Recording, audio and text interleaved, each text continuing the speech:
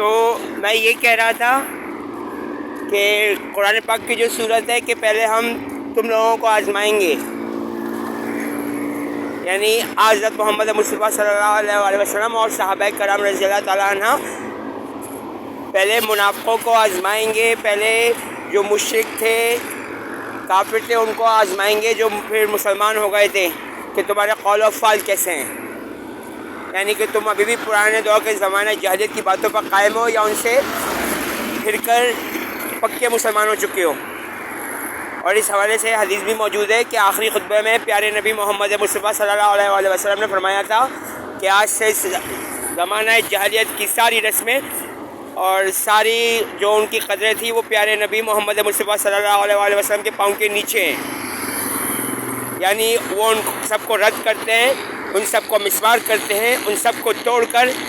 حضرت محمد مصطفیٰ صلی اللہ علیہ وسلم اصل دین اسلام قائم کرنے جا رہے تھے۔ یہ اس وقت کا خطبہ ہے۔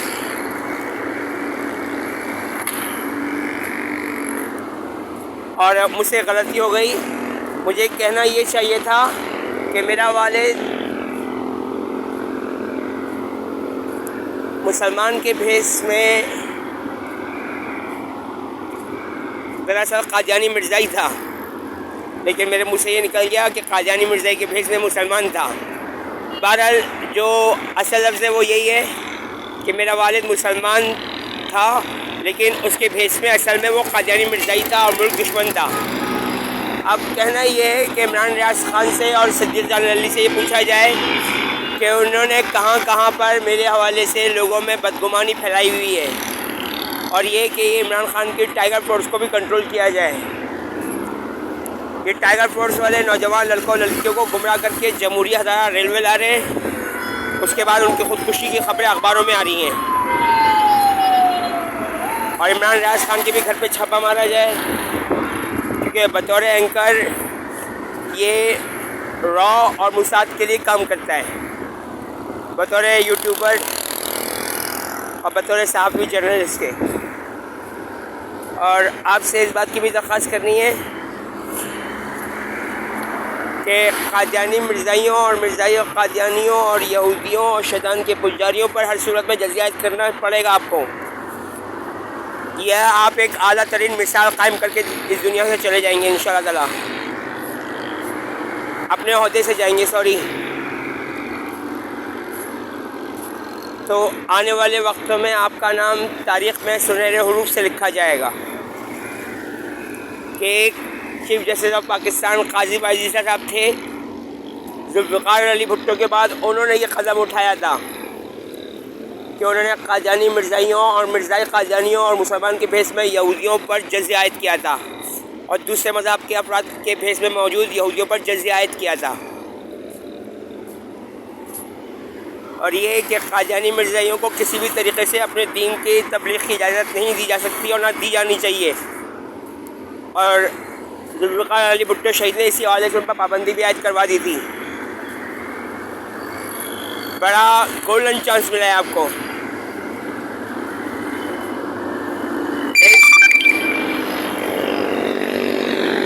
اس گولڈن چانس سے فائدہ اٹھائیے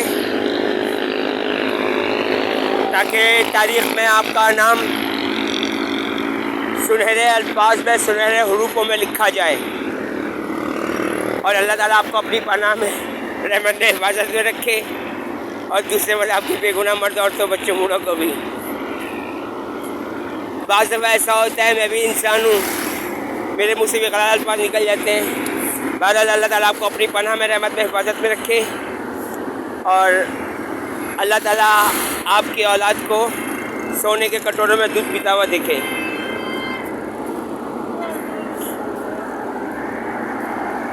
اور آپ کو دکھائے بھی کہ آپ کی اولاد سونے کے کٹوروں میں آپ کے سامنے دودھ پی رہی ہے، اور آپ کے نواسے نواسیاں اور پوتے پوتیاں بھی۔ اگر آپ نے قادیانی مرزائیوں کو اور مرزائی قادیانیوں کو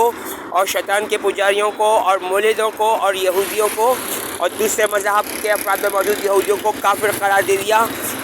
اور ان پر جزیہ عائد کروا دیا، تو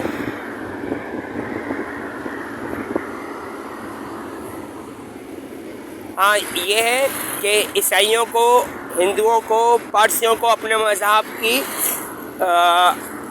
اس پر چلنے کی پوری اجازت ہونی چاہیے، لیکن تبلیغ وہ بھی نہیں کر سکیں گے اپنے مذہب کی. اس حوالے سے بھی آپ کو قانون پاس کرنا پڑے گا، اور ہندوؤں کو اور سکھوں کو بھی، کہ وہ اپنے مذہب کی تبلیغ نہیں کر سکتے. اللہ تعالیٰ امت مسلمہ کو اپنی پناہ میں، رحمت میں، حفاظت میں رکھے، اور دوسرے مذہب کے بے گناہ مردوں، عورتوں، بچوں، بوڑھوں کو بھی. آمین یا رب العالمین الرحمن الرحیمین. اللہ حافظ.